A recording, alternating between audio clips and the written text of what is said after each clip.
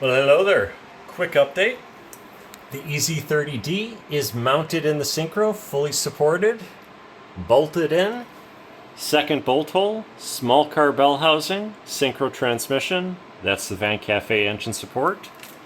If you got any questions, or if you like what you see, hit that like and subscribe. Come along for the ride. Message me, comment, and I will catch you soon. Peace out, my friends, and stay tuned on YouTube because I do have an upcoming vlog. It's going to be a long one, and it's a whopper. It is about this project and everything that's been going on with it, all in one go. And then another vlog where I get into some serious bits about my health, the world, and upcoming projects. So a lot of stuff going on. Stay tuned, hit that like and subscribe, come along for the ride, and I will catch you soon. Peace out, my friends.